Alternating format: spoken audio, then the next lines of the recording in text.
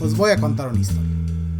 Estamos en el 610 a.C. aproximadamente, en la ciudad jonia de Mileto, eje comercial de suma importancia en el mundo griego, con Egipto y Mesopotamia.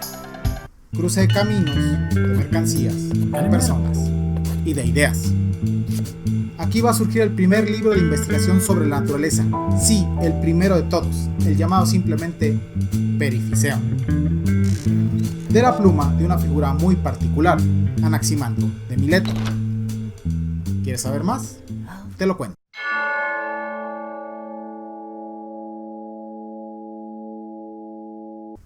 Anaximandro es parte de la llamada Ilustración griega, movimiento intelectual que cuestiona las ideas tradicionales sobre dioses o las explicaciones basadas en mitos. Para este movimiento, los fenómenos naturales y en general el mundo, así, con mayúsculas, se puede explicar simplemente recurriendo a algo que ellos llamaban el logos, o como hoy llamaríamos, la razón.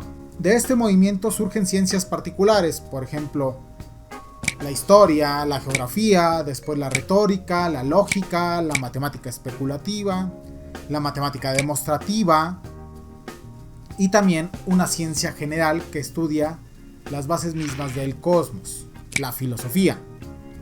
Por cierto, la palabra cosmos, entendida como mundo o universo racionalmente ordenado, también proviene de Anaximandro. Como ha dicho Jagger, la filosofía de Anaximandro representa el descubrimiento del cosmos. ¿Y qué sabemos de la vida de esta figura tan extraordinaria? Lamentablemente muy poco.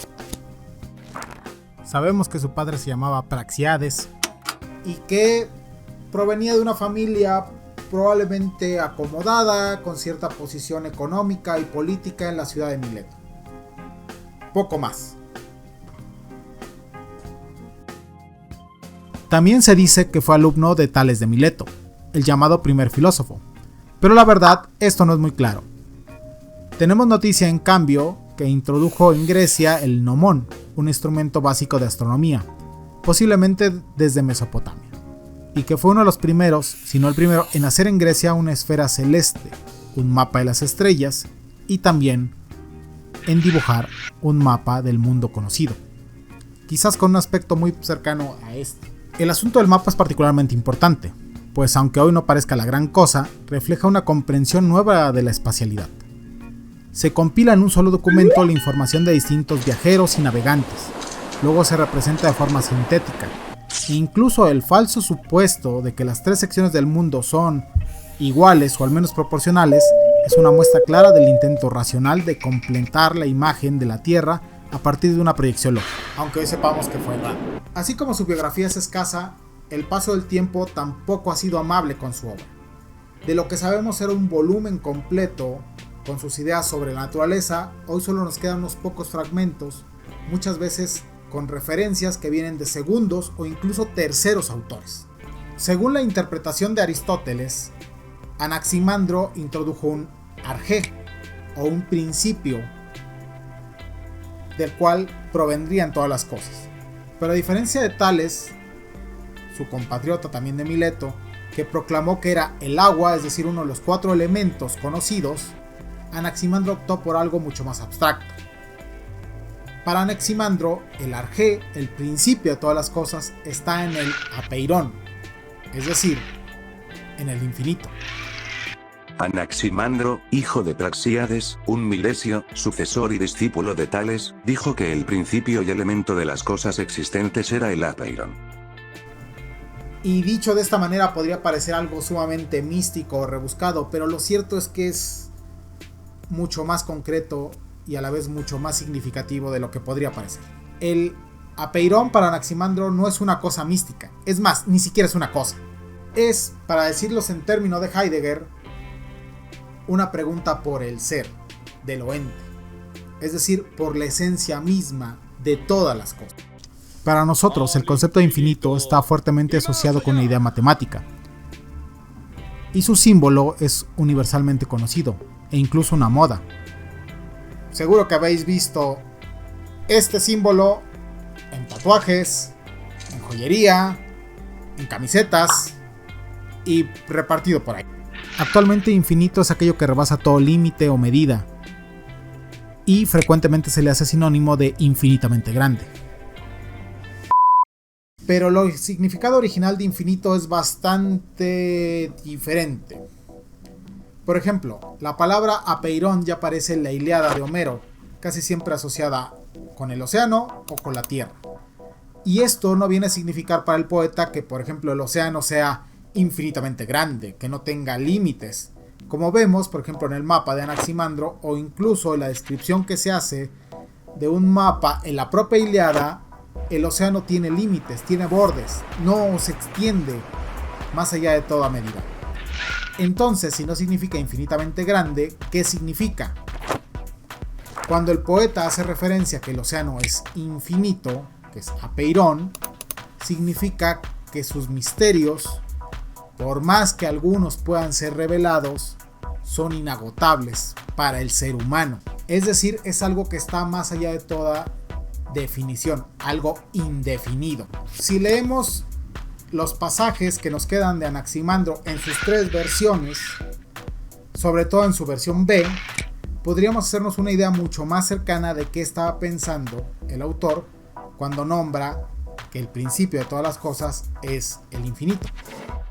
Anaximandro dijo que el principio material de las cosas existentes era alguna naturaleza del apeirón, de la cual nacen los cielos y el mundo dentro de ellos. Esta naturaleza es eterna y no envejece y rodea a todos los mundos. Probablemente Anaximandro está pensando en una especie de fuente inagotable. La pregunta sería, ¿una fuente de qué? Para entenderlo bien, vamos a hacer una comparación. Para ver qué tan diferente es la visión científica de Anaximandro de la idea tradicional, podemos recurrir al poeta Hesiodo. Hesiodo tiene un libro que se llama Teogonía, del que va explicando el origen de todas las cosas, incluyendo los dioses. Para Hesiodo, en un principio existen 2 cosas: Gea, la tierra, y el caos. Y el caos se puede entender como la mezcla indiferenciada de absolutamente todo. Si leemos el pasaje correspondiente, es bastante revelador. Antes que todas las cosas fue caos, y después Gea de amplio seno, siempre sólido de todos los inmortales que habitan las cumbres del nevado Olimpo. Y del caos nació Erebo y la negra Nix, Éter y Hemero. Es decir, del caos y del mundo van naciendo los distintos elementos de la realidad según la imaginación del poeta. Las cosas se van dando en un proceso muy parecido al biológico, de padres a hijos, de los principios a los primeros dioses, de estos a los dioses olímpicos y finalmente a los animales y al ser humano. Ahora, si regresamos a Anaximandro, ¿cómo funciona exactamente el apeirón? Si continuamos con la versión B, todo se va a aclarar. Según esta versión, Anaximandro fue el primero en utilizar la idea de principio material. El término es aristotélico y probablemente no refleje exactamente las ideas de Anaximandro, pero es significativo. Se acerca seguramente bastante a lo que Anaximandro quería decir. Para Aristóteles, todos los jonios explican la naturaleza a partir de los principios de la propia naturaleza, sin introducir cualidades lógicas como sería el demiurgo platónico o el motor inmóvil del propio Aristóteles. En otras palabras, que el apeirón es parte de la materia misma.